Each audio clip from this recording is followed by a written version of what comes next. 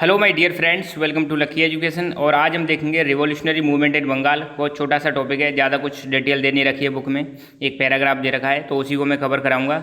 हालांकि मैंने ये पूरा चैप्टर क्लास 10th की हिस्ट्री का ये थर्ड चैप्टर है, retaliation and struggle of British empire.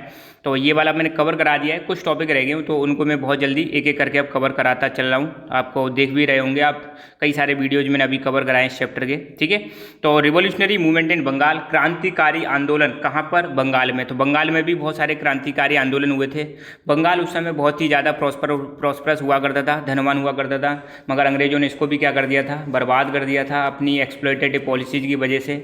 और यहाँ पर सबसे बड़ा तो यहाँ पर चेंज जब आया, जब 1905 में बंगाल का क्या कर दिया गया था, पार्टीशन कर दिया था। अंग्रेजों ने बंगाल का पार्टीशन कर दिया था। ये हुआ था लॉर्ड कर्जन के समय, अंग्रेज था लॉर्ड कर्जन, उसके समय पर हुआ था।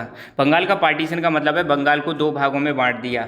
बंगाल को, जैसे ये मान लो पूरा बंगाल है, तो एक तो हो गया वेस्ट बंगाल, और सॉरी इधर वाला हो गया वेस्ट बंगाल और इधर वाला हो गया ईस्ट बंगाल। तो बंगाल को ऐसे करके दो भागों में बांट दिया, ईस्ट बंगाल और वेस्ट बंगाल, ऐसे करके डिवाइड कर दिया। अब सोचो, मतलब सिर्फ किसके आधार पर? अंग्रेजों ने बोला कि भाई हमें एडमिनिस्ट्रेशन करने में प्रॉब्लम आ रही है और हम इसको क्या कर रहे हैं, डिवाइड कर रहे हैं। मगर ऐसा कुछ नहीं था। रियलिटी ये थी कि बंगाल में पॉलिटिकल यूनिटी और मतलब वहाँ के लोगों में यूनिटी बहुत ज़्यादा थी। अंग्रेज यही चाहते थे कि ये यूनिटी को तोड़ा जाए, डिवाइड एंड रूल की पॉलिसी फॉलो की जाए। तो ईस्ट बंगाल में जनरली मुस्लिम पॉपुलेटेड रीजन था, यहाँ पर हिंदू पॉपुलेटेड रीजन था। तो ऐसे हिंदू मुस्लिम के आधार पर इन्होंने डिवाइड कर दिया। हालांकि इसका बहुत ज़्यादा लोगों ने विरोध किया। बंगाल में बहुत ज़्यादा आंदोलन हुए, कई सारे ग्रुप बने, कई सारी संस्थाएं बनी और आंदोलन चलाए, जिनका पर्पज़ यही था कि ब्रिटिश रूल को ख़त्म करना और स्वराज्य की स्थापना करना। 1905 में इसके बंगाल विभाजन के साथ ही मतलब एक आंदोलन हुआ था, स्वराज्य आंदोलन।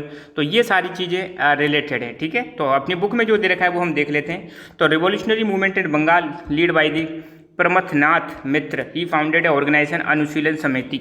बंगाल में जो मतलब रिवॉल्यूशनरी मूवमेंट है, हालांकि इसको लीड किया था प्रमथनाथ मित्र, पी मित्र दे रखा है बुक में। ठीक है, तो इन्होंने लीड किया था। इन्होंने पी मित्र जो हैं, इन्होंने एक संस्था फाउंड की थी जिसका नाम था अनुशीलन समिति। ये अनुशीलन समिति फाउंड की थी 1902, इसका काम 1902 के समथिंग। ठीक है, 1902 से 1908 के बीच में इसका काम रहा था। इसका पर्पज़ एक ही था, अनुशीलन समिति जो थी इसका एक ही पर्पज़ था। क्या पर्पज़ था? कि रेवोल्यूशनरी वायलेंस को सपोर्ट करना। रेवोल्यूशनरी वायलेंस मतलब अगर ब्रिटिश रूल को ख़त्म करना है, अंग्रेज़ों का रूल ख़त्म करना है, तो बिल्कुल रेवोल्यूशन करो। और रेवोल्यूशन के दौरान वायलेंस भी हो रही है तो उसको भी सपोर्ट किया था किसने?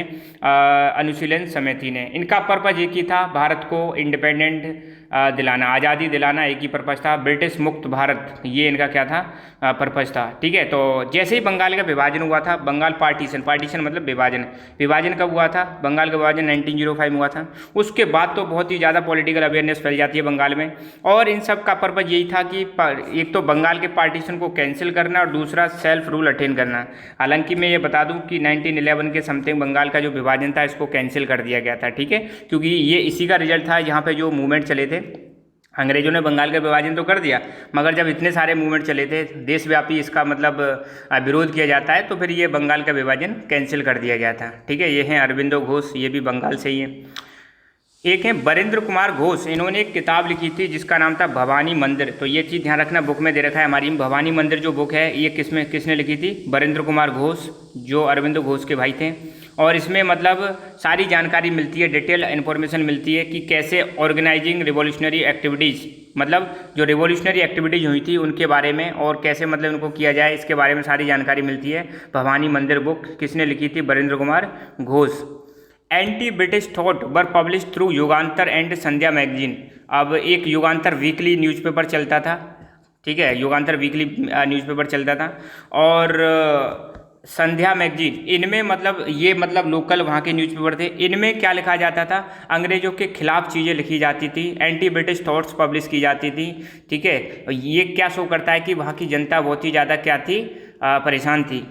मुक्ति कौन पढ़े, ये अब देखो मुक्ति कौन पढ़े, एक तो ऐसे यहाँ पे दिखा रखा है कि मुक्ति कौन पढ़े, एक बुक तो अंबेडकर जी ने लिखी है, डॉक्टर भीमराव अंबेडकर।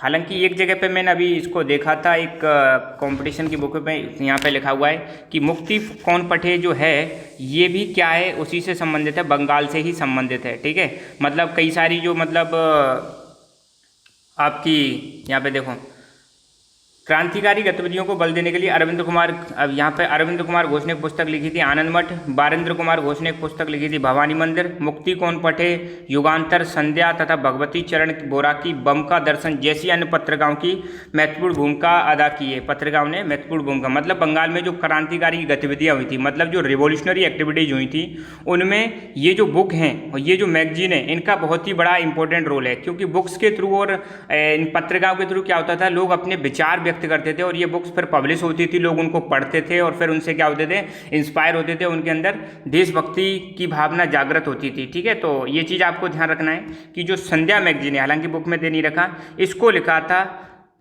ब्रह्म बांधव उपाध्याय, इन्होंने लिखा था। ठीक है, युगांतर पत्रिका, युगांतर या युगांतर एक ही बात है, इसको मतलब लिखा था युगांतर पत्रिका एक वीकली था, इसको स्टार्ट करवाया था बरेंद्र कुमार घोष। ठीक है, तो ये चीज़ आपको ध्यान रखनी है, नहीं तो कोई दिक्कत नहीं है, आप तो इतना याद रख लेना कि युगांतर और संध्या मैगजीन, इसमें क्या हुए थे, एंटी ब्रिटिश थॉट्स को पब्लिश किया गया था अंग्रेजों के खिलाफ। और ये भी एक अलग से याद नहीं रखना है, मैंने यहाँ पे बता दिया कि मुक्ति कौन पढ़े, ये BR अम्बेडकर की एक बुक और है, पर यहाँ पर जो मुक्ति कौन पढ़े ये क्या है, जो युगांतर, संध्या मैगजीन, इन सब चीज़ों का क्या था, कलेक्शन था। इसमें अर्ज किया गया था, मुक्ति कौन पढ़े में अर्ज किया गया था सोल्जर्स को कि आप आर्म्स एंड अम्यूनेशन प्रोवाइड करो इंडियन रिवोल्यूशनरीज को। मुक्ति कौन पढ़े के थ्रू क्या अर्ज किया गया था कि हमारे जो सोल्जर्स हैं उनसे अर्ज किया गया था कि हमारे क्रांतिकारियों को आप क्या प्रोवाइड करो, आर्म्स एंड अम्यूनेशन। हमारे भारतीय मतलब सोल्जर्स थे अंग्रेजों की सेना में, तो उनसे अर्ज किया गया था कि आप क्या दो, हमारे जो क्रांतिकारी हैं, रिवोल्यूशनरीज हैं, उनको क्या प्रोवाइड करो, आर्म्स एंड अम्यूनेशन प्रोवाइड करो। ठीक है, तो बस इतनी 2-4 चीज़ें आपको याद रखनी है, ज़्यादा कुछ खास है नहीं। एक तो क्या याद रखना है कि बंगाल में सबसे पहले तो रेवोल्यूशनरी जो मूवमेंट है इसको लीड किया था किसने, प्रमथनाथ मित्र, और इन्होंने अनुशीलन समिति को फाउंड किया था। पर्पज इसका यही था कि ब्रिटिश रूल को ख़त्म करना और अपना स्वराज इस्टेब्लिश करना। और जो मेन बंगाल में पॉलिटिकल अवेयरनेस है वो कब आई थी, बंगाल के पार्टीशन के बाद। बंगाल का पार्टीशन कब हुआ था, 1905 में हुआ था, हालांकि वो बाद में कैंसिल कर दिया था। इन सभी मूवमेंट का एक ही आंदोलन था, बंगाल के पार्टीशन को कैंसिल करना और सेल्फ रूल को अटेन करना। बरेंद्र कुमार घोष ने एक बुक लिखी थी भवानी मंदिर, जिसमें मतलब रिवोल्यूशनरी एक्टिविटीज़ के बारे में क्या मिलती है, जानकारी मिलती है। एंटी ब्रिटिश थॉट्स कहाँ पर पब्लिश की गई थी, युगांतर और संध्या मैगजीन में। मुक्ति कौन पढ़े के थ्रू अर्ज किया गया था सोल्जर्स को कि भाई वो अपने जो रिवोल्यूशनरीज हैं, इंडियन रिवोल्यूशनरीज, भारतीय क्रांतिकारी हैं, उनको आर्म्स एंड अम्यूनेशन प्रोवाइड की जाए। ठीक है, तो बस इतना ही। Thank you so much, keep learning, keep enjoying and God bless you all.